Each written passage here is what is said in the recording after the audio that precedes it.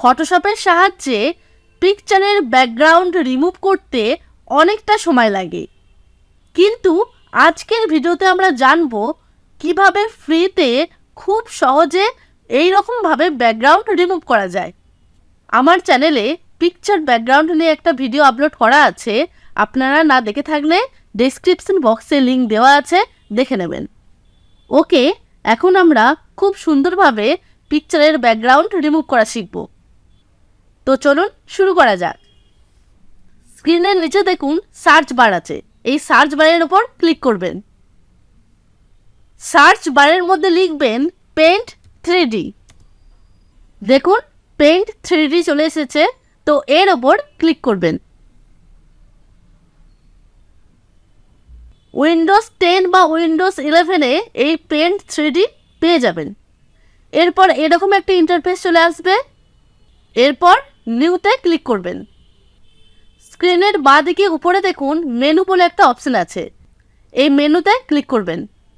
এরপর এখানে দেখুন ওপেন বলে একটা অপশন আছে, এই ওপেনে ক্লিক করার পর এখানে দেখুন ব্রাউজ ফাইলস বলে একটা অপশন আছে, এই ব্রাউজ ফাইলসে ক্লিক করবেন।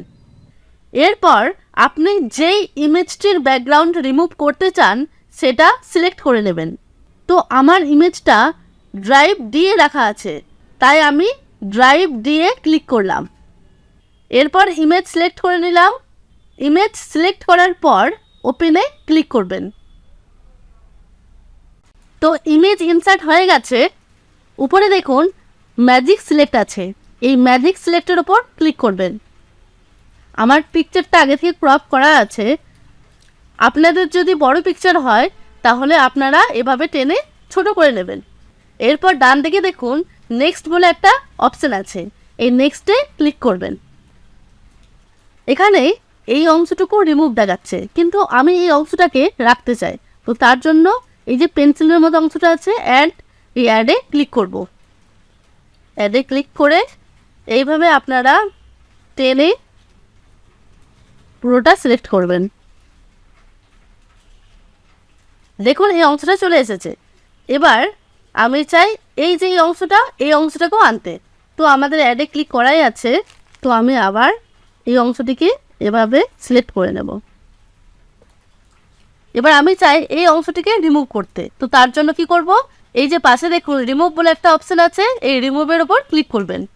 তারপর এইভাবে আবার টেনে যতটুকু রিমুভ করতে চান ততটুকু এভাবে রিমুভ করবেন। এখানেও একই রকমভাবে রিমুভ করবেন। এরপরে আমি চাই এই অংশটিকে রাখবো, তো আবার আমি পেন্সিলের উপর ক্লিক করলাম। তারপর এইভাবে যতটুকু রাখবো ততটুকু এভাবে সিলেক্ট করে নেব।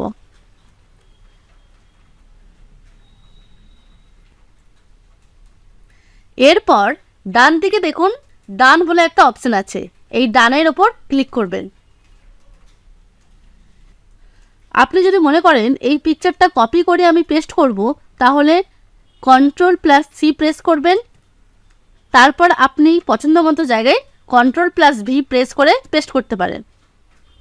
দেখুন খুব সুন্দরভাবে ব্যাকগ্রাউন্ড রিমুভ হয়ে গেছে। এবার আমি এটাকে সেভ করব। তো সেভ করার জন্য যেটা করতে হবে, মেনুতে ক্লিক করবেন, তারপর নিউতে ক্লিক করবেন। এরপর ডোন্ট সেভে ক্লিক করবেন। ডোন্ট সেভে ক্লিক করার আগে বলে রাখি, আগে কিন্তু Ctrl+C দিয়ে ওটা কপি করে রাখবেন। তবে ডোন্ট সেভে ক্লিক করলাম, একটু আগেই আমি কপি করলাম, তো সেটা আমি Ctrl+V প্রেস করে এখানে পেস্ট করলাম।